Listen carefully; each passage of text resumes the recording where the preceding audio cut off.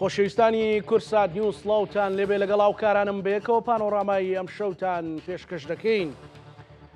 یەکێتی نیشتیمانی کوردستان هەر لە سەردەمی شاخەوە هەوڵی داوە کە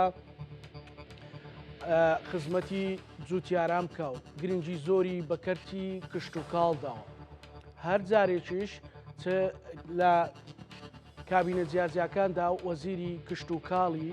لەلا بوو بێت لە چوارچێوەی بەرنامەی حکوومەتدا وەزیرەکە خزمەتێکی گەورەی بە پرسی کشت و کاڵ و جووتیاران کردووە. من بۆ بەشێکەمی بەرنامەکەم گفتوگۆ ئەەکەم لەگەڵ بەڕێز بێگەر تاڵەبانی وەزیری کشت و کاڵ و سەرچاوەکانی ئاوی حکوومەتی هەرێمی کوردستان وەک وەزیرێکی چالاک و لێهاتوو لە بواری حکومڕانی و کشت و کاڵدا. هەندێ زانیاری ڕاست و دروست لە زاری جەنابی وەزیرەوە بێەوە ئەخەینەوە. بێگەرخان سڵاو لێبێ، سوپاس بۆ ئەو دەرفەتە، سوپاس کە لە شاری هەولێرەوە لەگەڵمانی. من سەرەتا ئەمەوێ ئەوە بڵێم کە ڕاستە ڕوئیای حکومڕانی ڕوئیایەکی هاوبەشە، بەڵام ڕۆڵ و هاندانی یەکێتی نیشتیمانی کوردستان و بە تایبەتیش جێگری سەرۆکی حکوومەت بۆ خزمەتکردنی کەرتی کشت و کاڵ و جووتیاران چی بووە لەو ماوەی کە جەنابتان وەزیر بوون؟ زۆر سپاس کاکزانە، زۆر سپاس بۆ کورسات نیوز بۆ ئەو دەرفەتە. من وەکو وەزیرێکی یەکێتی نیشتیمانی کوردستان لە کابینەی نوێمی حکوومەتی هەرێمی کوردستان بەر لەوەی کە سوێندی یاسایی لەناو پەرلەمانی کوردستان بخۆم، کاتێک کە لەناو حزبەکەی خۆم یەکلایی بۆ کە من دەبم بە وەزیری کشت و کاڵ و سەرچاوەکانی ئاو، یەکەم ئەرک کە بە من سپێردرا لەلایەن جەنابی کاقوبات کە متمانە پێکراوی حزبەکە بوو بۆ جێگری سەرۆک وەزیرانی هەرێمی کوردستان، پێیوتم من ئەو وەزارەتە کە وەرم گرتووە لە پێناوی ئەوەدا وەرم گرتووە هەموو ئەو پەیام و بەرنامانەی یەکێتی کە لە چوارچێوەی کارنامەیەکی هاوبەش بۆ حکومڕانی کابینەی نۆیەم لەگەڵ لایەنە پێکهێنەرەکانی تر لە پارتی دیموکراتی کوردستان و بزوتنەوەی گۆڕان دەخرێتە بەردەمی پەرلەمانی کوردستان بە تۆی دەستپێرم وەکو وەزیر و بە دڵنیاییەوە هەنگاو بە هەنگاو متابعە دەکەم بۆ ئەوەی ئێمە بتوانین سێکتەری کشت و کاڵ ببوژێنینەوە و لە ناو سێکتەری کشت و کاڵیشدا هەموو ئەو شەریحانە یاخود هەموو ئەو پێکهاتانەی کە لە چوارچێوەی ئەو وەزارەتە داکاریان دەکەوێتە ئەم وەزارەتە دەبێت خزمەت بکرێن و دەبێت ڕازی بن لە شێوازی بەرەو پێشچوونی سێکتەری کشت و کاڵ و بژانەوەی کەرتی کشت و کاڵ و پیشەسازی کشت و کاڵ. کاکزانە ئێمە بە بەرنمەیەکی تۆکما کە پەسەندکراوی یەکێتی نیشتیمانی کوردستان بوو کە ڕوئیایەکی ڕوون بوو، هەڵقوڵاوی ئەو بەرنمەیە بووە کە یەکێتی نیشتیمانی کوردستان لە سەردەمی شاخەوە تاوەکو دەسەڵاتی لە ناو حکوومەتی هەرێمی کوردستان و سەردەمی حکومڕانیدا هەر هەمووی لە خۆی گرتووە بۆ ئەوەی کە ئێمە بتوانین لە ئاوادانکردنەوەی لادیەکان لە پاڵپشتیکردنی جووتیارەکان لە گرنگیدان بە بەرەو پێشچوونی پیشەسازی کشت و کاڵی لە بژانەوەی پرۆژەکانی کشت و کاڵی لە گرنگیدان بە بەرهەمی جووتیاران و پەیداکردنی بازار هەموو ئەمانە بکەینە کۆمەڵە چەمکێکی گشتگیری خزمەتگوزاری بۆ جووتیارانی هەرێمی کوردستان لە ناو کای حکومڕانیدا. بە دڵنیاییەوە ئێمە پیادەکەری سیاسەتی یەکێتی نیشتیمانی کوردستان بووینە، من وەکو وەزیر و ئەو تیمە یەکێتی نیشتیمانی کوردستان لە ناو وەزارەتی کشت و کاڵ کە هەمی شەماندونە ناسانە لەگەڵ وەزیرەکەیان داکاریان کردووە. طبعاً هەموو ئەمانەش بە پشتیوانی ڕاستەوخۆی جەنابی کاقوبات جێگری سەرۆک وەزیرانی هەرێمی کوردستان بووە. بەڵێ بەڕێز بێگەرخان، یعنی لە چەند بواردا هەرێمی کوردستان لە سەردەمی ئەم 4 ساڵی وەزارەتی جەنابدایان زیاتر بڵێن ئیکتیفای ذاتی کردووە و پێویستی بە هاوردنیە. جاران لە بەرنامە تەلەڤیزۆنیەکاندا هەمیشە بیرمە باسی ئەوە کرا کە ئێمە کۆمەڵێک ڕاستە بەرهەمی تریش هەر هاوردە ئەکرێ، بەڵام یانوت کەوەر و کەرەوزیشمان لە دەرەوە بۆ دێ. ئێستا ئیکتیفای ذاتی لە چ بوارێکە لە بواری کشت و مەسەلەن لە ناو کشت و کاڵە ئیکتیفای ذاتی کردووە؟ پێش ئەوەی بێمە سەرباسی ئەوەی کە ئێمە لە چ بەرهەمێکدا ئیکتیفای ذاتیمان هەیە، من دەمەوێت یەک ڕاستی بخەمە ڕوو کاکزانە. ئەو ڕاستی کە ئێمە وەکو یەکێتی نیشتیمانی کوردستان بەدەستکەوت نایفرۆشینەوە بە خەڵکی هەرێمی کوردستان بۆ بانگەشەی ئینتیخابی. ئەو ڕاستیانەی کە دەمەوێت بیڵم ئەو ڕاستیانن کە ئێمە وەکو وەزارەتی کشت و کاڵ خاوەنی هەموو ئەو دەستکەوتانەی کە ئەمڕۆ لە بانگەشەی ئینتیخابیدا لە بانگەشەی هەڵبژاردندا بەبێ ئەوەی کە ناوی وەزیرێکی یەکێتی بە ناوی یاخود ناوی تیمی وەزارەتێک بهێنرێت کە قیادەی ئەو وەزارەتە وەزیرێکی یەکێتی دەیکا لە بانگەشەی ئینتیخابیدا دەفرۆشرێتەوە بە خەڵکی هەرێمی کوردستان. لە نەریتی یەکێتی نیشتیمانی کوردستاندا هەرگیز ئەوە نەبووە ڕۆژێک لە ڕۆژان ئەگەر خزمەتگوزاری پێشکەشی خەڵکی هەرێمی کوردستان بکات بە دەستکەوتێکی ئینتیخابی و بۆ بەرژەوەندی حزبی بەکاری بهێنێ.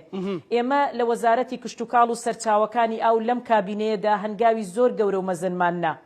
لە ئیکتیفای زاتی لە بەشێکی گەورە لە بەرهەمە خۆماڵیەکانی ناوخۆی خۆمان. وەک ئاماژەت پێدا لە ڕابردوودا ئێمە تەنانەت بەرووبوومە گەڵاییەکان سەوزا بەشێک لە میوەکان و بەرووبوومی چێڵگە پەلەوەریەکان زۆربەی هەرە زۆری ئەو بەرهەمانەی کە ئێستا لە بازاڕەکانی هەرێمی کوردستاندا بەرهەمی ناوخۆین لە دەرەوە هاوردە دەکران. ئێمە لە ڕووی ئینتاجی بەرووبوومی چێڵگە پەلەوەریەکاندا جگەلەوەی کە ئیکتیفای زاتیمان هەیە ڕێژەیەکی زۆر ئینتاجمان هەیە کە لە بازاڕی خۆمان زیادە تەختی بازاڕی عێراقیش دەکەین. ئێستا ئێمە سەرقاڵین لەگەڵ عێراق بۆ ئەوەی کە عێراق بە تەواوەتی هاوردەکردنی بەرهەم لە دەرەوەی وڵات بە تەواوەتی قەدەغە بکە و ئێمە بازاڕی عێراق پڕ بکەینەوە بە هەموو شێوەیەک. لە بواری بەرووبوومە کشتوکاڵیەکاندا بۆ نمونە لە هەموو بوارەکانی سەوزە و پێداویستیەکانی ناو بازاڕی خۆمان لە زۆربەی وەرزەکانی ساڵدا ئێستا ئێمە ئیکتیفای بازاڕمان کردووە. کاتێک من دەست بەکار بووم ڕێژەی ئینتاجی پەتاتە بۆ نمونە لە هەرێمی کوردستاندا لە چەند هەزار تۆنێک تێپەڕی نەدەکرد. ئێستا ئێمە لە سەروی 650,000 تۆن پەتاتەمان هەیە جگە لە ناوخۆی بازاڕی خۆمان و عێراق هەناردەی دەرەوەی وڵات دەکرێت. لە بەرهەمی بەرووبوومی هەنجوین ئێمە توانیومانە ڕێژەیەکی زۆر باش ئینتاج بەرز بکەینەوە و هەناردەی دەرەوەی وڵاتمان هەبێ. لە بواری قارچێک لە کۆمەڵێک بواردا کە ئەوانە بەرهەمی ناوخۆی خۆمانن بەرهەمە میوەیەکان بۆ نمونە سێ و هەنار ترێ هەموو ئەوانە ڕۆژ بە ڕۆژ ئێمە لە ئینتاجی ئەو بەرهەمانە جوتیارەکانمان باخەکانیان فراوان دەکەن جوتیارەکانمان ڕوبەری داچاندنی زەویەکانیان فراوان دەکەن. یەکێک لە دانەوەڵە هەرە سەرچیەکانی هەرێمی کوردستان بریتە لە ئینتاجی گەنم. ئێمە ساڵانە لە سەروی 1.5 ملیۆن تۆن ئینتاجی گەنممان هەیە. ئەمانە هەمووی دەستکەوتی زۆر زۆر گەورن کە لە کابینەی نۆیەمی حکوومەتی هەرێمی کوردستان لە کاتێکدا ئێمە وەکو وەزارەتی کشتوکاڵ کاکزانە دەمێ ئەو ڕاستیە بڵێم بچووکترین پاڵپشتی دارایی لە ڕابردوودا کە لە کابینەکانی ڕابردوو بە درێژایی حکومڕانی هەرێمی کوردستان پاڵپشتێکی دارایی هەبووە پێی وتراوە ئیعاناتی زراعی لە بەردەستی وەزیری کشتوکاڵ بووە بۆی پاڵپشتی جوتیاری پێ بکە و دابینکردنی ئەو پێداویستیانەی کە جوتیاران پێویستیانە پرۆژەکان پێویستیانە. ئێمە لەم کابینێدا بەهۆی قەیرانی داراییەوە 1 دینار میزانی تایبەتمەند لە بەردەستی وەزارەتی کشتوکاڵ نەبووە کە ڕاستەوخۆ بتوانێت سەرفیکە. ئێمە بۆ بچووکترین یعنی تەکلیفەی مالی گەڕاوینەتەوە بۆ ئەنجومەنی وەزیران و بۆ وەزارەتی مالیە و دنیایەک بربەست دروستکراوە لەو نێوەندەشدا. بەڵام لەگەڵ ئەوەشدا ئێمە توانیومانە لە وەزارەتی کشتوکاڵ بە بەردەوامی بە حکمی ئەوەی کە هەمواری قانونمان کردوتەوە یاسای تازەمان دەرچواندووە تعلیماتی تازەمان دەرچواندووە یاخود تعلیماتەکانمان هەموار کردوتەوە ڕێگریمان کردووە لە ڕۆتین کار ئاسانی زۆر زۆرمان کردووە باجمان داناوە لەسەر بەرهەمی هاوردا یاخود قەدەغەمان خستۆتە سەر بەرهەمی هاوردا لێخۆشببوونی گومرجیمان کردو بۆ جوتیارانی خۆمان بۆ هاوردەکردنی ئەو بەرهەمانەی کە پێویستن لە ناوخۆی هەرێمی کوردستان بەرهەم نایەن یاخود پێداویستی پرۆژەکانیان کە بۆ جوتیاران پێویستە سلفەی پاڵپشتیمان داوەتە جوتیاران لە ڕێگەی کەرتی تایبەتەوە. ئەمانە هەموو کۆمەڵە دەستکەوتێک بوون کە هۆکار بوون بۆ ئەوی ئێمە بتوانین لە ناو هەرێمی کوردستاندا وەکو وەزارەتی کشتوکاڵ وەکو پلانی خۆمان کە ئێمە دامان ڕەشوە لە ڕۆژی یەکەمی دەست بەکاربوونمان بتوانین پاڵپشتی جوتیارەکانمان بکەین و ئەو تموحە بدەینە جوتیارەکانمان کە لەسەر پێی خۆیان بوەستن و جگە لەوەش بەڕاستی لە بواری وەبەرهێنانی کشتوکاڵیدا بۆ ساغکردنەوەی بەرهەمەکان ئێمە بتوانین هەم بازار پەیدا بکەین هەم کارگەکانی بواری پیشەسازی کشتوکاڵی بەرەو پێشەوە ببین. زۆر جار دڵنیام جەنابەت گوێبیستی ئەوە دەبی هەم جەنابی سەرۆک وەزیران هەم دەستەی وەبەرهێنان هەموو ئەو نێوەندانە هەموو ئەو کەسایەتیانە ینی بەڕاشکاوی دەڵێن. ئێستا بۆ نمونە ئاستی وەبەرهێنانی کشتوکاڵی لە هەرێمی کوردستان کاتێک ئێمە دەستمان بەکار کرد 1.8 بوو ئێستا گەیشتۆتە نزیکەی 100 کە ئەمە ینی یەکێکە لەلایەنە هەرە دڵخۆشکەرەکانی بەرەو پێشچوونی سێکتەری کشتوکاڵ بۆ ساغبوونەوەی بەرهەمی کشتوکاڵی و نیشانەی ئەوەیە کە ئێمە لە بەشێکی زۆری بەرهەمە کشتوکاڵیەکان گەیشتوینەتە ئیکتیفای زاتی. ئەمە دەرخەری ئەوەیە کە وەزارەتی کشتوکاڵ لە ماوەی کارکردنی خۆی لە چەند ساڵی ڕابردوودا بە پلانێکی تۆکمەکاری کردووە کە خۆشبەختانە دەکرێت بڵێم جگە لە ساڵی یەکەم کە هەندێک ناڕزایەتی جوتیاران هەبوو لەسەر ساغ نەبوونەوەی بەرهەمەکان ئێستا ئێوەش لەوانەیە شاهێد بن هەموو دەستگاکانی ڕاگەیاندنیش دەزانن کە لە ئێستادا فڕێدانی بەرهەمە کشت و کاڵیە ناوخۆیەکان لەسەر شەقامەکان نەماوە. سوپاس بۆ خوای گەورە ئێمە بە حکمی ئەو عیلاقاتە باشەی کە هەمانە لەگەڵ بەغدا دەرگایەکی گەورەمان بەڕووی جوتیارانی خۆمان کردوتەوە بۆ ساغبوونەوەی بەرهەمەکان. بەڵێ بێگەرخان، من وەکو خۆم وەکو هەمووکو ڕۆژنامەنووس هەمووکو ئەوەی کە ئاگاداری کاروبارەکانی جەنابتم دەزانم چەند خەمخۆری مەسلەی چارەسەری مەسلەی وشکە ساڵی و دروستکردنی پۆنج و بەنداو بوویت. من 2 ساڵ بەردە ئێستا کە هیچ بانگەشە و شت لە گۆڕێنە بووە تومە لای جەنابتان باسی پۆنج و بەنداوت کردووە. توانیوتانە چەند پۆنج و بەنداو لە هەرێمی کوردستان و بەبێ جیاوازی لە نێوان شار و شارۆچکەکان دروست بکەن بەداخەوە دەبێ بڵێم وەکو ڕۆژنامەنووسێک لێرە و پرسیارەش بڵێم بەڕاشکاوانە، بەڵام ئێستا تەنها خودی سەرۆکی حکوومەت خۆی دەکات بە خاوەنی کە وەکوی لە وەزارەتەوە هیچ کاری بۆ نەکرابێ. لە کاتێکە من ئەبێ ئەو شایەتیە بدەم لای خوا نەک لەبارەی حزبیەوە کە 2 ساڵ پێشتریش تۆ باسی ئەوەتە کرد. باسی پۆند و بەنداوەکانم بۆ بکەیت. کاکزانە من دەمەوێت یەک ڕاستی بڵێم، من خوێندکارێکی قوتابخانەکەی جەنابی مام جەلالم و یەکێتی نیشتیمانی کوردستانم. ئەو حزبەی کە فێری کردوم لە ڕابردوودا و لە ئێستاشدا جەنابی سەرۆک بافڵ کە هەمیشە پێمان دەڵێ و لە خیتابەکانیشیدا بە واضحی دیارە جیاوازی نییە لە نێوان خەڵکی هەرێمی کوردستان لە زاخۆوە تاوەکو دەگاتە خانەقین و بەناوچە دابڕێنراوەکانیشەوە. کوردێک لە هەر شوێنێک نیشتەجێ بێ ئێمە بە ئەرک و بەرپرسیارەتی سەرشانی خۆمانی دەزانین کە خزمەتی بکەین. بۆیە ینی کارکردنی ئێمە لە کابینەی نۆیەم وەکو وەزارەتی کشت و کاڵ و سەرچاوەکانی ئاو بە تەوسیەی جەنابی جێگری سەرۆک وەزیران ئەوە بووە کە ئێمە نابێت جیاوازی بکەین لە نێوان ناوچەکاندا. هەر بۆیە بە یەک چاوسەیری هەموو ناوچەکانمان کردووە کاکزانە. ئێمە هەش بەنداو لە ماوەی 4 ساڵ 5 ساڵی ڕابردوودا تەواو بووە. ئەو هەش بەنداوە 4یان دەکەوێتە سنووری پارێزگاکانی هەولێر و دوهۆک و سلێمانی و ناوچەی گەرمیان بە یەکسانی دابەشکراون. یعنی هیچ ناوچەیەک نەبووە ئەو بەنداوانەی کە تەواو بووە ئێمە بڵین لەسەر ئەساسی حیزبایەتی کارمان کردووە. بۆ نمونە بەنداوی گۆمەسپان یەکێکە لەو بەنداوانەی کە ئێستا بۆتە جێی شانازی بۆ خەڵکی هەولێر بۆ حکوومەتی هەرێمی کوردستان، بەڵام من پێش هەموو کەسێک من وەکو وەزیری لە پەیوەندیدار شانازی پێوە دەکەم، چونکە ئەو کاتێک کە ئێمە دەستمان بەکار کرد وەکو وەزیرێکی یەکێتی ئەم شوێنە جگە لەوەی کە ناوچەیەکی ینی بڵێن کشت و کاڵی بوو زەویەکانی هیچ جۆرە کارێکی تێدا نەکرا بوو. سەتایەکی پرۆژەکە لە کابینەی ڕابردوو هەتا 102 دانرا بوو. من وەکو وەزیری کشت و کاڵ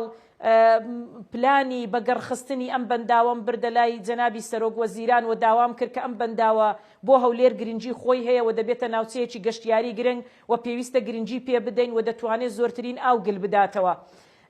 بەڵام بەداخەوە بینیمان لە کاتی ئفتیتاحکردنی بەنداوە کە لە هەڵبژاردنەکانی ڕابردوودا کە 115 مابوو تەواو بێ ئفتیتاحکرا، من وەکو وەزیرێکی پەیوەندیدار کە لە پرۆسەکەدا ماندوو بووم هەربانجی ئفتیتاحەکە نەکرام. من ئەم بابەتانە بۆ ئەوە باز دەکەم دەمەوێت بڵێم خزمەتکردنی هەرێمی کوردستان، خەڵکی هەرێمی کوردستان لە لای یەکێتی نیشتیمانی کوردستان و ئەو کادرانەی کە ئەرچیان پێدەسپێرێ ئەمە واجبە، ئەمە نابێ بخرێتە قاڵبی بانگەشەیەکی ئینتیخابی ئێمە بە خەڵکی بفرۆشینەوە. ئێمە ڕێژەیەکی زۆر پۆندمان دروست کردووە لەسەر ئاستی هەرێمی کوردستان لە زۆربەی ناوچە جیاجیەکانی هەرێمی کوردستان. بۆ نمونە زۆربەی هەرە زۆری ئەو پۆندانەی کە لە دەوروبەری شاری هەولێر دروست کراون ئەو پۆندانە لەسەر میلاکی وەزارەتی کشت و کاڵ و سەرچاوەکانی ئاو بۆەوە ئێمە و بە لە تیمە تەکنیکیەکانی ئێمە و بەڕێوەبەرایەتی گشتیەکانی ئێمە دروستیان کردووە. ئەو پۆندانەی کە دروست کراون ڕێژەیەکی زۆرن. ئەگەر لە بەنداوەکانەوە قسەت بۆ بکەم، ئێمە ئێستا 8 بەنداومان تەواو کردووە، 12 بەنداومان لەژێر جێبەجێکردندایە لە زۆربەی ناوچەکانی هەرێمی کوردستان. بۆ نمونە ئەگەر بەنداوێکت پێ بڵم لە ناوچەی گەرمیان لە سنووری شاری دەربەندیخانە بەنداوی باوەنور ئێستا ئیشی تێدا دەکرێت، یەکێکە لە بەنداوە گەورەکان کە هیچی کەمتر نییە لە بەنداوی گۆمەسپان. بەڵام تا ئێستا ئێمە نە من وەکو وەزیر نە جەنابی کاقوباد وەکو جێگری سەرۆک وەزیران نەمان کردوتە بانگەشەی ئینتیخابی بڵین ئەو بەنداوە لە فلانە شوێنە دروست دەکرێت. لە کاتێکدا چەندین بەنداوی تر لە سنووری بۆ نمونە دەسەڵاتی یەکێتی نیشتیمانی کوردستان یاخود زۆنی سەوزدا تەواو کراون و بەکاریشمان نەهێناوە بۆ بانگەشەی ئینتیخابی. دووبارەی دەکەمەوە لەبەر ئەوە بەکارمان نهێناوە چونکە ئێمە خۆمان بە خاوەنی هەموو هەرێمی کوردستان دەزانین و بە ئەرکی سەرشانی خۆمانی دەزانین خزمەت بکەین نەک مزایدەی سیاسی لە پێناوی بانگەشەی ئینتیخابی بکەین. ئێمە بە دەیان پۆندمان لە ناوچە جیاجیەکانی هەرێمی کوردستان دروست کردووە. بەس بەنداوەکان ئەگەر حسابێکت بۆ بکەم ئەو هەش بەنداوەی تەواو بووە مقارنەتەن بە 30 ساڵی ڕابردوو، یعنی لە ماوەی 30 ساڵی ڕابردوو ئەو بەنداوانەی کە دروست کراون یعنی جگە لە بەنداوە گەورە استراتیژیەکان 50 میلیۆن مەتر سێجا توانای گلدانەوەی ئاویان هەبووە. لە سەردەمی کابینەی نۆیەم کە ئێمە وەزارەتی کشت و کاڵمان وەرگرتووە لە سەروی 160 میلیۆن مەتر سێجا ئاو لەو هەش بەنداوە گل دەدرێتەوە. ئەگەر 12 بەنداوەکەی تر تەواو بێ لە سەروی 250 میلیۆن مەتر سێجا ئاو دەتوانین گل بدەینەوە کە ئومێد دەکەم تەمویلی بەنداوەکان نەوەستێ بۆ ئەوەی کە ئێمە بتوانین ئەو بەنداوانە تەواو بکەین. جگەلەوەی چەندین پۆند جگەلەوەی کە ئێمە تعلیماتی تایبەتمەند بە پۆندی هەرەوەزیمان دەرکردووە هەموو ئەمانە کۆمەڵە دەستکەوتێک بوونە کە ئێمە وەکو وەزارەتی کشت و کاڵ بە شانازیەوە دەکرێت بڵێم شانازی پێوە بکەین و لە هەمان کاتیشدا دەتوانین خۆ ئەگەر بمانەوێ وەکو دەستکەوتێکی حزبی بانگەشەی پێوە بکەین. بەڵام دووبارەی دەکەمەوە یەکێتی نیشتیمانی کوردستان لە سۆنگەی هەستکردن بەو مەسئولیەتە گەورەی کە لەسەر شانیەتی کە دەبێ پێیام و خیتابی سیاسی هەڵبژاردننی جیاواز بێ لەو ئەرکەی کە لە حکومڕانیدا جێبەجێ دەکا نەمان کردوتە بانگەشەیەکی ئینتیخابی. بەڵام من دەتوانم لە جیاتی ئەوەی کە دە لاپەڕە لە کارەکانی خۆم بخەمە بەردیدەی خەڵکی هەرێمی کوردستان بە سەدان لاپەڕە کار و چالاکی وەزارەتەکەم بخەمە بەردیدەی خەڵکی هەرێمی کوردستان. بەڵام ئەمە بە واجبێ بە بچووکترین واجبی سەرشانم دەزانم چونکە پەروەردەی یەکێتی وایە کەسێک کە دەخرێتە ئەرکێکەوە بۆ خزمەتکردنە نەک بۆ مزایدەکردن. باش زۆر دەستخۆش. بێگەرخان قەت بە ڕاشکاوی کاقوبات مەکتەب سیاسی یەکێتی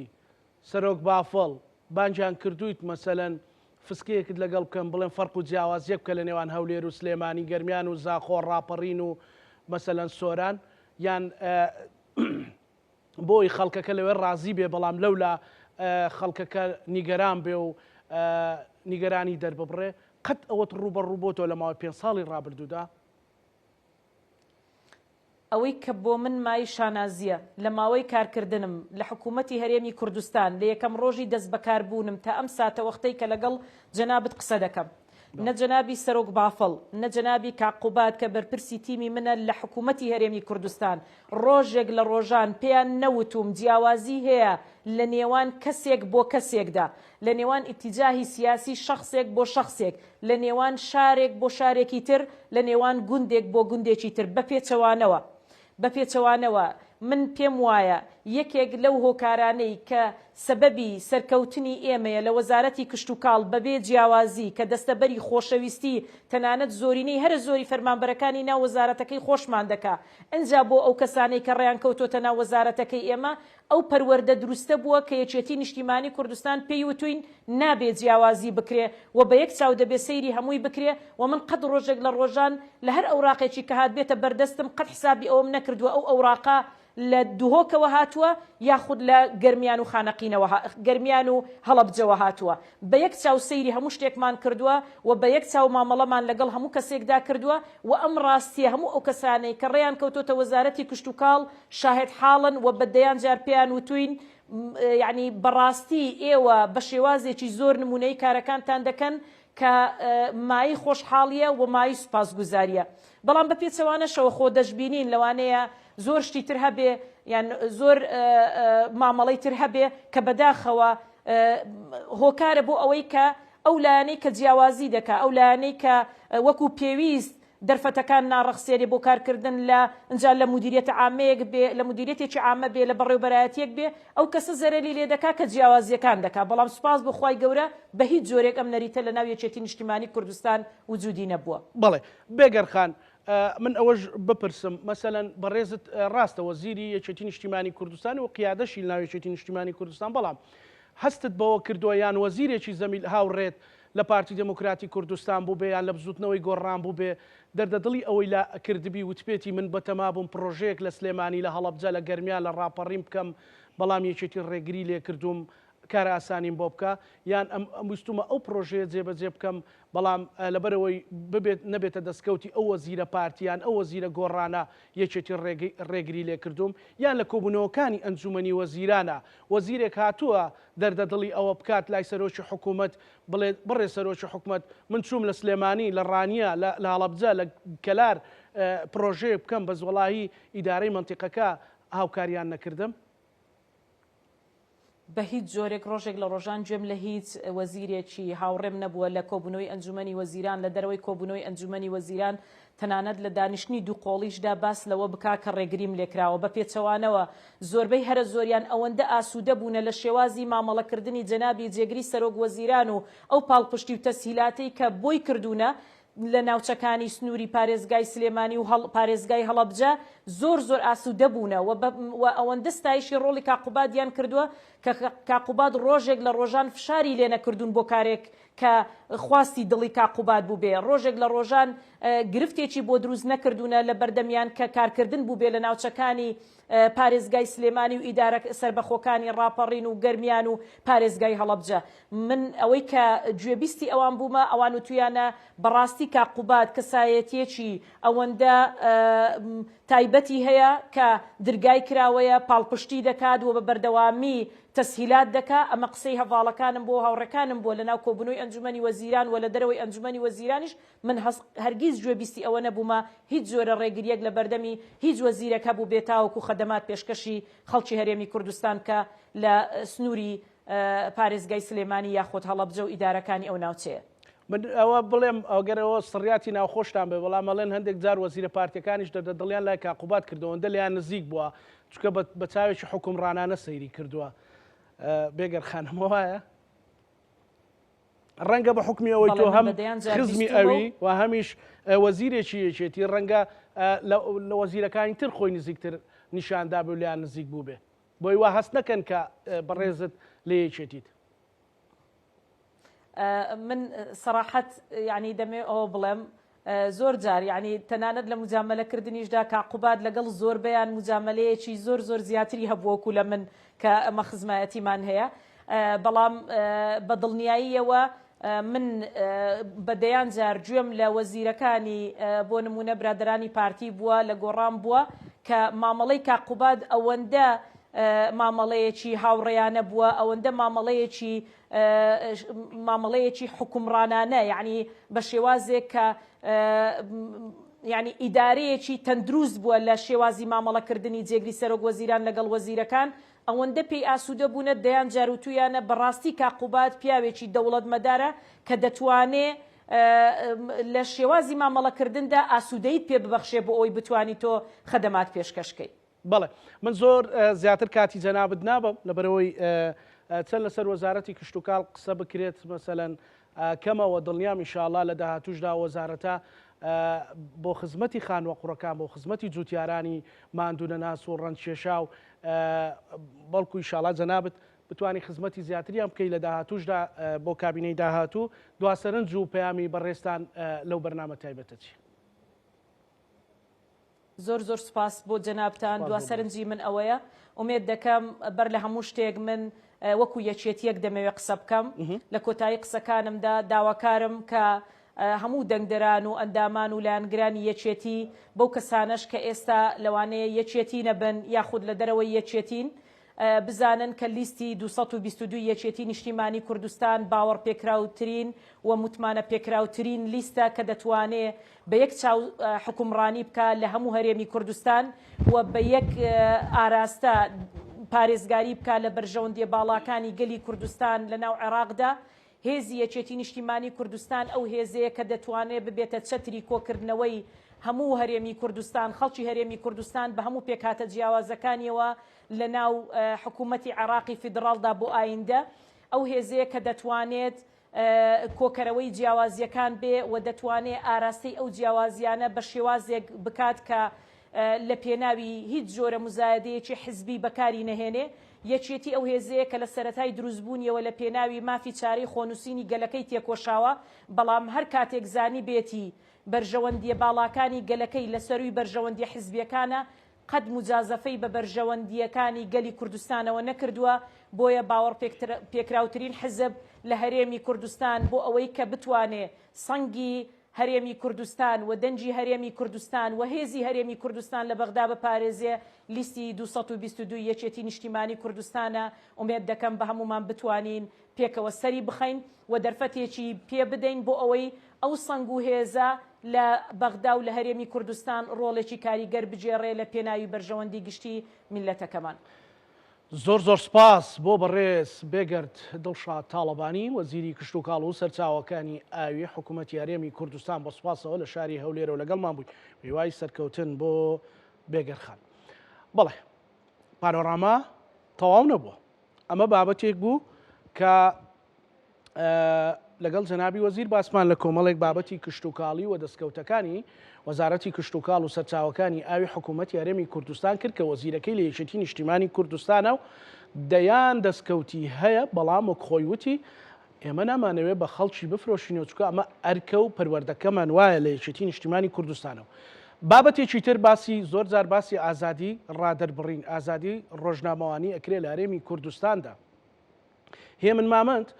ڕۆژنامەنووس و ناوێکی دیاری ناو دنیای ڕۆژنامەگەری کوردیە لە هەرێمی کوردستاندا ساڵانێکی زۆرە لە مێدیا جیاجیاکان دەنووسێت. لە ماوەی ڕابردوودا بەهۆی نووسینەکانی بەهۆی وشەوە لە شاری هەولێرەوە شار بەدەر کرا و ماوەیەکە لە باوەشی سلێمانیدا دەژیت، بەڵام چاویان بەوە هەڵنەهات کە هێمن مامەن لە سلێمانیش بە ئازادی بژی. دە کەسیان دیاری کرد بۆ ئەوەی هێمن مامەند تیرۆر بکەن وەکو ئەوەی خۆی دەیژەڕێتەوە. هێمن مامەند ئێستا لە بەشی دووەمی پانۆراما لای من میوانە بەداخەوە هەموو جارێ هێمن مامەند بە لەشساغی و بە سەلامەتی لێرە بوو، ئێستا قۆڵێکی هەڵبەستۆتەوە. سوپاس بۆ خوای گەورە کە ماویت بەخێر بێ هێمن مامەند. عزیزی زۆر سپاس بۆ خوا. زۆرم پێ ناخۆشە کە ئاوا دەتبینم، هەرگیز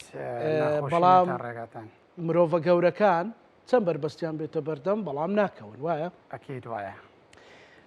ئێمە لە گۆڕیش بێ دەیبینەوە. ئیشاڵڵا تەمەند درێژ دەبێت خوش بەخوای گەورە. کاکێ من چێویستی تیرۆرت کات؟ جارەکەی تر لە کورسات بووم، دوای کورسات تەقەم لێکرد ئەم جارە تەقەم لێکرێت تۆی. نایشاڵڵا سەلامەت دەبێت عزیزی دام و دەستگامنەکان چاوکراوم بەڵام خەڵکی ئەکید یعنی هەرچەند دەستگامنیەکان چاوکراوە بن بەڵام میلیشیا و تیرۆرستان و کۆیلەکان و ئەوانەی کە بە سامانی ئەم وڵاتە قەڵەمی ئازاد دەنجی ئازاد تیرۆر دەکەن هەڵ بەدەوانیش زۆرن بۆیە دەبێ وریابین. سەبارەت بە پرسیارەکەت وابزانم گوتت شێویستی تیرۆرت بکە؟ شێویستی تیرۆرم کات وڵاهی ڕیکلامەکەیە دەڵێ برنجی مەحموود ڕیکلامی ناوێ، بەڵام ئەوەش خوا لە سەرەتادا دیار بوو ڕوون بوو پارتی و بارزانی دوایەوەی کە ماوەی چەندین جار لە هەولێر زیندانی کردین لەسەر وتنی ڕاستیەکان، دواتر شار بەدەریان کردین ماوەی نزیکەی 6 ساڵ دەبێ من لە زێدی باب و باپیران زێدی دایک و داپیران و دەرناوە بەمەش چاویان هەڵنەهات. وەک قسێکەیە لە کوردەواری دەڵێ دوو لە ڕووی تۆ لە بینەران دەڵێ دز بازاری شێواوی دەوێ. دوای ئەو فرسەت و بارودۆخەی کە بەهۆی ڕووداوی لارەزار و هەندێک پشێوی لە سلێمانی ڕوویدا ئەم هەلەیان قۆستەوە ڕۆژی 2 ئەیلول واتە ڕێک 2 مانگ و 3 ڕۆژ لەمەوبەر گروپێکی منەظەمی ڕێکخراو کە چەند ئۆتۆمبیلێکیان پێ بووە نزیکەی 10 کەس بوون لە گەڕەکی عقاری شاری سلێمانی تەقیان لێ کرد. بەپێی ئەوەی کە لە دۆسیەکەی هەیە ئەو زانیاری و دانپێنانەی کە هەیە لە دۆسیەکەدا گروپێک بوون نزیکەی 10 کەس بوون و 10 کەس بوو تۆ نزیکەی 10 کەس بوون بەڵێ ینی چکە ئێستامڕۆ محامی ڕێزان باسی لە 7 کەس کرد بەڵام بڕۆ کە خەڵکی زیاتریش بووە بارخاڵ لەکوێ هاتە ئێرە ڕۆیش تەلەفۆن بۆ بکە ئەی چۆن عنی خۆ ئەمە منەظەمە ینی تۆ ئەوە دەرچوو ئەوە لەوێ دەرچوو لە لای من تێپەڕی بڵێ بڵێ هەموو ئەمانە گروپەکە نزیکەی 10 کەس بوونە و لە نێویاندا 4 کەس با بڵێن پلانداڕێژەری سەرەکی بوون و بە ئەنجامدەری کارەکە بوون، ینی سەر گروپەکە بوون و لە نێوەم چوارەدا سییانیان لە هێزی زێرەڤانین کە هێزێکی سەر بە پارتی دموکراتی کوردستانە و من بە میلیشان ناویان دەبم بەڕاستی. بەڵێ و لەم چوارەدا سییانیان وەکو گوتمان زێرەڤانین، دوانیان بەرپرسی پاسەوانێکی پارتین و کەسێکیش لە بەرامبەر دامەزراندن لە بەرامبەر تەعینات لەگەڵ ئەم گروپە بووە بورن کە ئەمڕۆژ لە کۆنگرە ڕۆژنامەوانی سیەکەش کە باسم کرد شەرمەیەکی زۆر گەورەیە لە کاتێکدا زیاتر لە 10 ساڵە هەڵە نەبم زیاتر لە دەیان خۆپیشاندانیان کردووە یەکەمەکانی سەر ئاستی هەرێمی کوردستان کە هەمویان زمانزانی باشن کە هەمویان تۆ لە سەر ئاستی زانکۆ یەکەم بیت ها لە کیمیا لە فیزیا دەبێت تۆ مثلەن زانابیت وانە بەڵێ دامەزراندن بۆ ئەم یەکەمانە نییە بۆم زانایانە نییە بەڵام بۆ تیرۆریستێک هەیە لە بەرامبەرەوەی کە کەسێک بکوژێ لە بەرامبەرەوەی کە ڕۆژنامەنووسێک بکوژی بۆچی لەبەرەوەی حەق دەڵێ لەبەرەوەی ڕاستیەکان دەدەرچێنێ.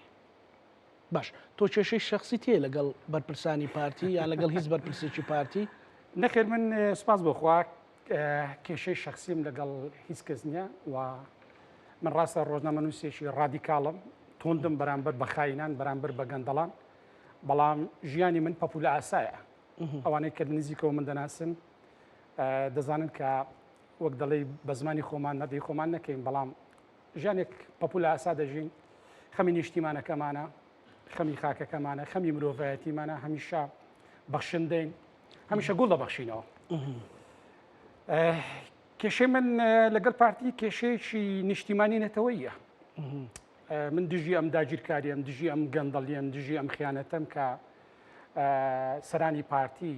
لەگەڵ میلەتەکەی خۆیان لەگەڵ نیشتیمانەکە دەیکەن هیچ کێشەیەکی شخصی نییە. باش کاکێ من بۆچی ڕۆژنامەنووسێک دەبێ بکوژرێ؟ بۆ ئەوەی فیرعونەکان زیاتر دەوڵەمەند بن بۆ ئەوەی جاشەکان زیاتر جاشایەتی بکەن بۆ ئەوەی دیکتاتۆرەکان زیاتر لەسەر کورسی حکم بن. یعنی لە دەنجی ئازاد دەترسن؟ حقیقەتەکەیە باش حقیقەتەکە ئێستاکە لە کۆی 19 مەحافەزە لە کوردستان و لە باشووری کوردستان و عێراق لە یەک تاکە شار ڕۆژنامەنووس لە زیندانەوی شێوان نییە.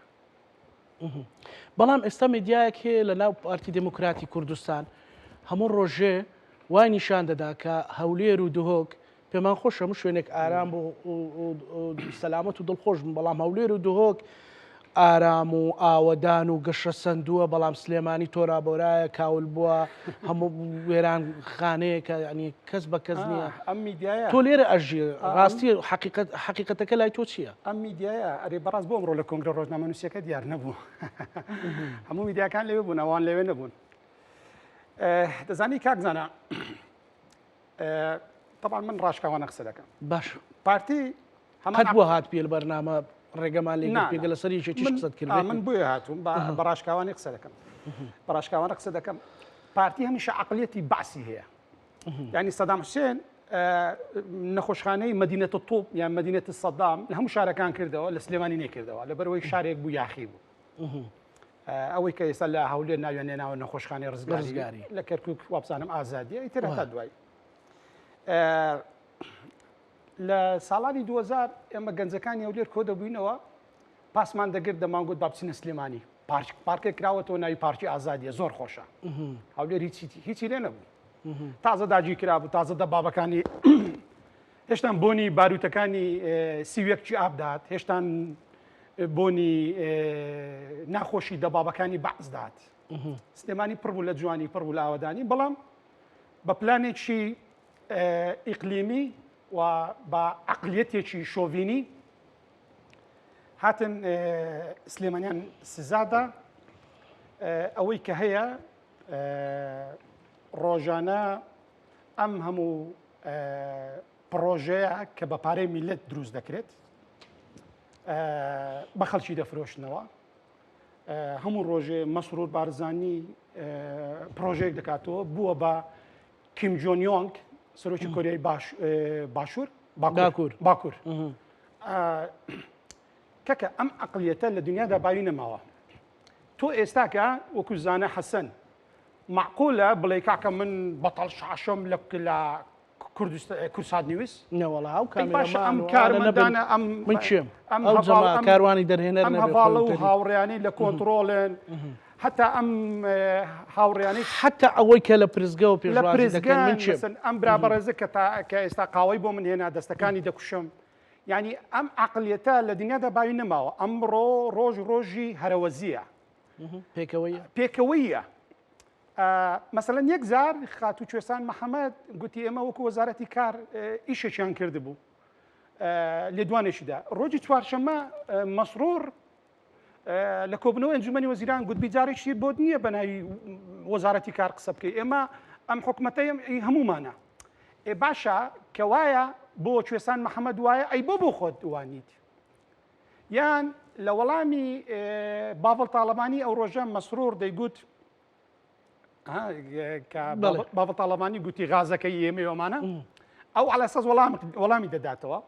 گوتی داهاتی کوردستان داهاتی هەمووانە طبعا کورد دەڵێ زمانی سوور درۆ ناکە تەواو تۆ ئەم قسە لەسەر خۆت ئیسپات کرد مادەم داهاتی کوردستان داهاتی هەمووانە پرۆژەکانیش ئی هەمووانە خۆ تۆ بە پارەی سێوڕنینی کەرەجی باوکە دروست نەکردووە خۆ تۆ بە پارەی کرێکاری باوکە دروست نەکردووە پارەی ئەم میلەتەیە کەواتە مادەم ڕۆژ مامۆستا عەلی باپیروتی خۆ میرات نییە خۆ لە مازووچنین دەست نەک مازۆڕنین دەست نەکەوتوە خۆ لە سێوڕێنینی کەرەز تۆ دەستکرد نەکەوتووە یعنی ئەم مزایدە سیاسێت چییە تۆ دەیکەیت دێ شەقامی 120 طبعا هەولێر من خۆم هەولێریم بڵێ یعنی هەڵکەوتەی هەولێر پانتاییە شۆفەل و حەفاڵە بێنە جادە دروستکە بەڵام لە سلێمانی شاخە ینی زەحمەتە تۆ دێ شەقامێکی 120 مەتری دروست دەکەیت بە پارەی وەڵڵاهی بازرگان لەو هەولێرە تەلەفۆنی بۆ کردوم دەڵێ کاکە پارتی سەرانە لێوە گرتم بۆ دروستکردنی جادە بازرگان هەیە دەڵێ بە پارەی من دروست کراوە پرۆژە بە پارەی من دروست کراوە پارەکەشم نادەنەوە تۆ شەقامێکی 120 مەتری دروست کردووە من خۆم دانیش بووم نێسیروان بارزانانی و کاتی سەرۆکی حکومەت بوو گوتی سوپاسی کا غەفور خۆشناوی دەکەین غەفور خۆشناو تیجارەتی پاکت دەکات کە ئەم شەقامی دروست کردووە بە بڕی 2 ملیار دلار لە بەرامبەردا زەویان پێداوە زەوی کە ملکی ئەم میلەتەیە بای 5 ملیار دلاریان زەویان داوە بە کۆمپانیای هێمن گروپ کە کۆمپانیەکانی خۆیانە باشە بە غەفور خۆشناو لەو لاوە دێ شەقامی 150 مەتری دروست دەکات بای ملیارها دلار زەوی دەبات وڵای قسێکێ جوان نییە بیکەم پارتی ئۆندت ناداتێ ئەگەر ئۆندت لێ نەبات باشە بەخوا شەقامی 150 مەتری دروست ناکە بە بڕی 4 ملیار دلار ئەگەر 400 ملیار دلاری قازانج نەکە هاتووە کاکزانە بەڵێ 3000 داری چاندووە مەسرۆر 3000 داری چاندووە طبعا هەموو دەستپێکی هەموو پرۆژەکانیش لەسەر ڕێگای مەسیف دەیکا شەقامی 120 مەتری دەستپێک لەسەر ڕێگای مەسیف دەستی پێکرد شەقامی 150 مەتری لەسەر ڕێگای مەسیف دەستی پێکرد بازارێکی بچێتە لای شەقامی هەولێر مەخموور بچێتە لای مامزاوە و قەتەوی و کوران و نازانم چێوچی هەتا دوای گوێمەدی ئەم گەڕەکانە هەموو جارێ پرۆژەکان لەسەر ڕێگای مەسیف دەست پێ دەکات هاتووە 3000 داری چاندووە بۆ بانگەشی هەڵبژاردن دەڵێ چی دەڵێ ئێمە بە هەولێر گوتنی 7 ملیۆن دار دەچین طبعا بەدە ساڵی تریش ئەم 7 ملیۆن دارە ناچێندرێ باشە یەک شتی تر کاکزانە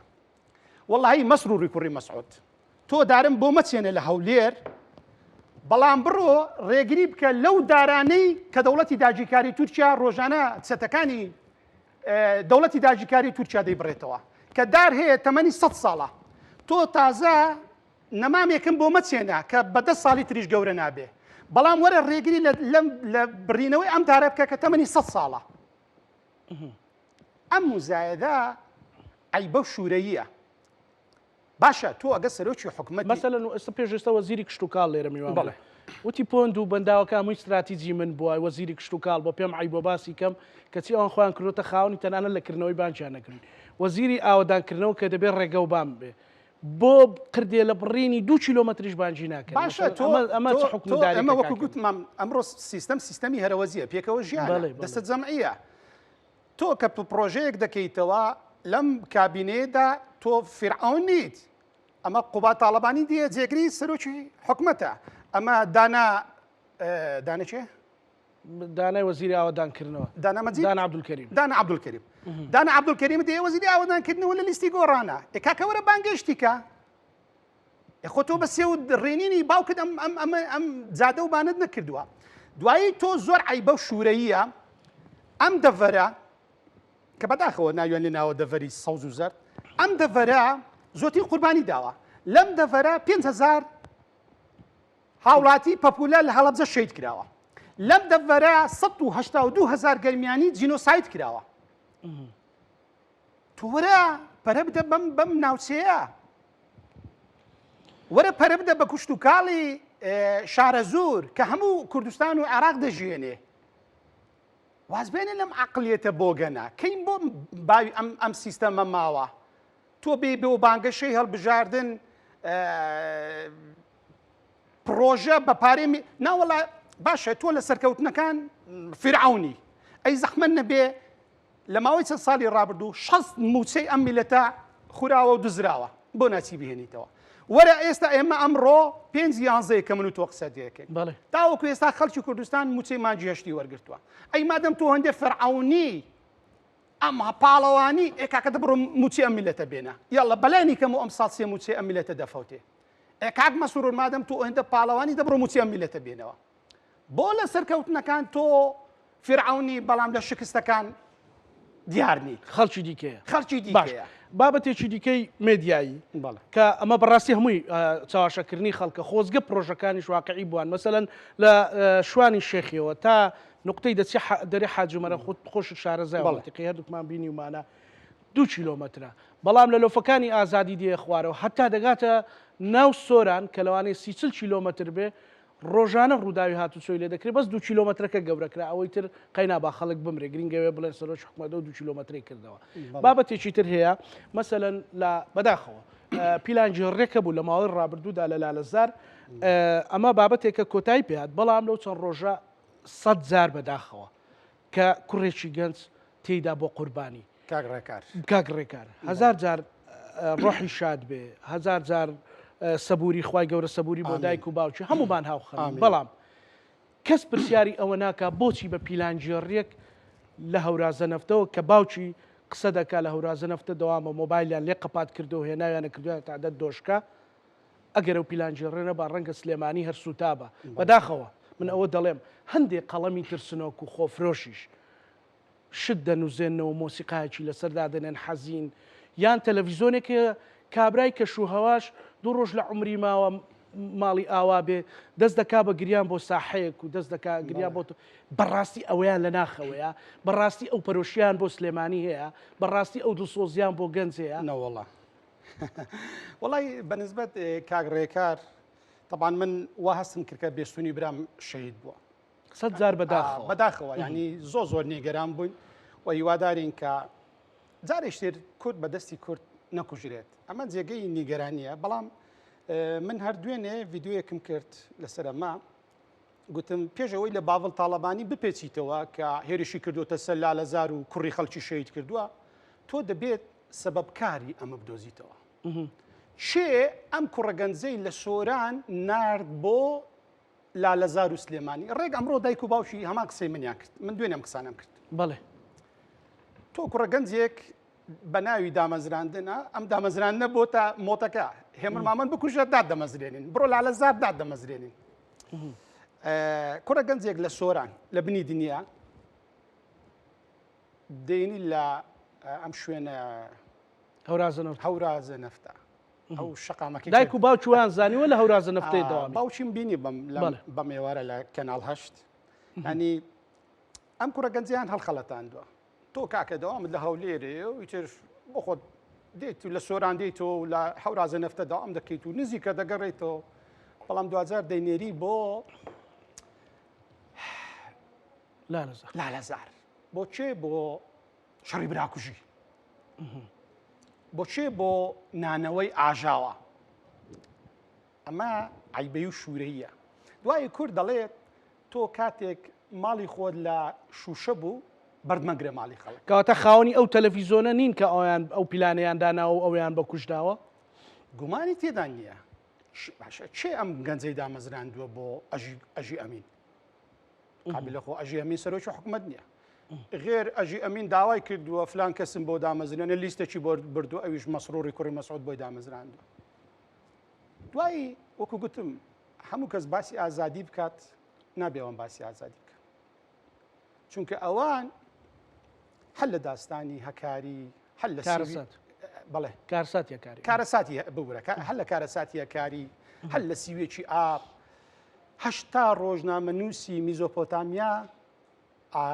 ڕۆژنامەی وڵات لە هەولێر لە سیویەکی ئابی 1996 جینۆساید کراون تەرمەکانیان لە گۆڕستانی مەعمەڵقیر جینۆساید کراون لە یەک گۆڕدا نێژراون تۆ بۆ نییە باسی ئازادی بکەیت تۆ بۆ نییە شیوەن بۆ خەڵک بکەیت کە سەدەش عوسمانت تیرۆر کرد کە سۆرانی مامەحەمەد تیرۆر کرد کە مامۆستا جیهانت تیرۆر کرد کە عەبدولستار شەریف کە ڕەئوف ئاگرەی تیرۆر کرد تۆ بۆ نییە باسی ئازادی ئەی پێت وایە ئەو تەلەڤیزۆنەوەندە خەمی سلێمانیانە بۆ خوا گریانم هات بۆ ئەوان خەمی ئەوەیانە یعنی بەڕاستی باقسێکی زۆر ئەها شعبەی بکەین ئەی بنێ ئینسان بۆ بڕێک موچە ئاوا بکە ئەگەر مەبدەئینە یان بە درۆ بۆ چاواشە بۆ ئینتیخابات بۆی 5 دەنگ کۆکەیتەوە و خەڵک دژیەکێکی هام دەی بڵێ ئەوە ساحەیان داگیر کراوە و یەکێ بڵێ وڵا ئەوە چۆن دەبێت ئەو شوێنە سووتێنراوە و مۆسیقای حەزینی بەڕاستی ئەوانە دڵسۆزی سلێمانی ناوەڵیان پێیان خۆش نییە لە 24 سەعات دەزانی چۆنە من جارەکەی تریش گوتم ئەوان خەمی ئەوەیانە بۆچی سلێمانی تێک ناچێت کەی تێک دەچێت کەی تێک دەچێت بۆ ئەوەی ئەوان دەستی داگیر کرد بێن سلێمانی لە بانگەشەی هەڵبژاردنەکانیان دەڵێن چی دەڵێن خەڵکی سلێمانی دەنگمان پێ بدەن بۆ ئەوەی ئێمە خزمەتتان بکەین کورە بابە وا دەنگمان پێ نەداون ئێوە دێن لە هەولێرەوە خەڵک دەنێرین تیرۆرمان بکەن جا بەیانی لێرە بن بەخوا هەڵێ ناگڕێ هەناسە بدەین شار بەدەرمان دەکەن ئەم جارە دەبتە دووجا شار بەدەر ئەم جارە دەبێتە وڵات بەدەر یعنی ئەم قسانە عیبە و شوورەیە بەڕاستی و کە سوکاری ئەم گەنجانەی ئەم شەهیدە ئەزیزانەی لالەزار پێش ئەوەی کە گلەیی بکەن لە هەر کەسێکی تر دەبێ بستنە بەردەم کەناڵی ئاڤا دەبێ بستنە بەردەم نووسنگەکەی ئەژی ئەمین دەبێ بستنە بەردەم نووسنگەکەی مەسرۆر چونکە ئەمانن سەرچاوی ئەم فیتنانە ئەوانن سەرچاوی ئەم فیتنانە من ئەم جارێش دەیڵێمەوە شەهید ڕێکار وا حەز دەکەم بێسوونی برام شەهید بوو دوێنێ زۆرم خەم خوارد بەڵام چێ سەبەبە دەبێ یەکەم جار لێ پێچینەوە لەوان بکرێت سپاس دەکەم کاکێ من دواسەرنجت دواسەرنج سەلامەتی قەت ڕوبەڕووی هیچ مەترسێک نەبیتەوە سەلامەت بیتر لێرە بڕۆنی جارەکەیتی لە کورسات ڕۆیشتم دوایەوە تەقەم لێکراوم جارە ئیشاڵام جارە شوم نابین نانامیشە هیوادارەکان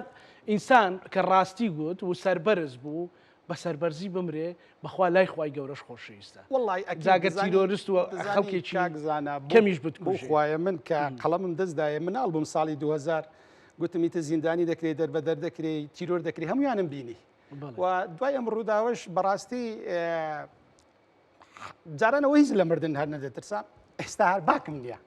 چونکە وەکو شێرکۆی بێکەسی مەزن دەڵێ مردنیش ئەم جۆرە قورسە نییە بەڕاستی و مردن لە پێناو حەق و ڕاستی گەورەترین شانازیە و دواوە سەرنجم ئەوەیە کە بەسە باواز بێنن بەڕاستی ئەم میلەتە ماندووە ئەم میلەتە ماندووە بەیوان کە ڕۆژی 11 هەڵبژاردنێک بارامی بەڕێوە بچێت و ببێتە وەچەرخانێکی نوێ بۆ گەلانی عێراق و باشووری کوردستان گۆڕانکاری ئیجابی جیڤاکی سیاسی ئابووری لە بەرژەوەندی خەڵکی کوردستان تەواو بێت. زۆر سپاس بۆ بەڕێز هێمن مامان دووسەر و ڕۆژنامە و سپاس هەربژین سپاس بۆ هەربژی. خۆشەویستانی کورسات نیوز لەگەڵ هاوکارانم بەیەکەوە پانۆڕامای ئەم شەومان پێشکەشکردنە و لایەکتان ئەمانەتی خوای گەورە بن خواتان.